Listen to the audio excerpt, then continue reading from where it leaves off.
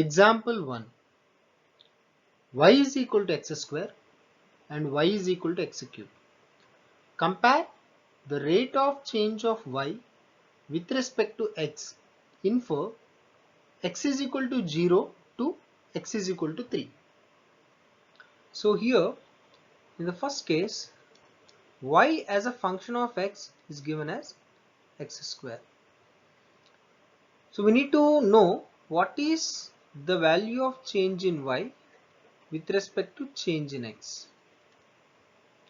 So in the given function, when x is 0, the corresponding value of y will be 0 because 0 square will be 0.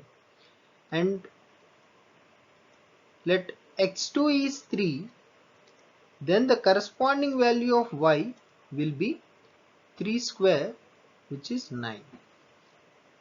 Therefore, since we need to calculate change in y with respect to change in x, so change in y by change in x is nothing but y2 minus y1 by x2 minus x1, which is equal to y2 is 9 minus y1 is 0 by x2 is 3 minus x1 is 0. Therefore 9 by 3 will be 3. And in the second case, y as a function of x given as x cube. Therefore when x1 is 0, the corresponding value of y1 will be in this case 0 cube, which is 0, and x2 is 3, the corresponding value of y will be 3 cube, which is 27. Therefore we need to calculate change in y with respect to change in x.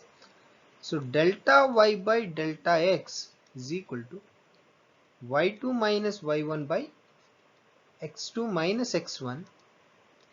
So y2 is 27 minus y1 is 3, y1 is 0 by x2 is 3 minus x1 is 0. So 27 by 3, which is nothing but delta y by delta x is nothing but 9.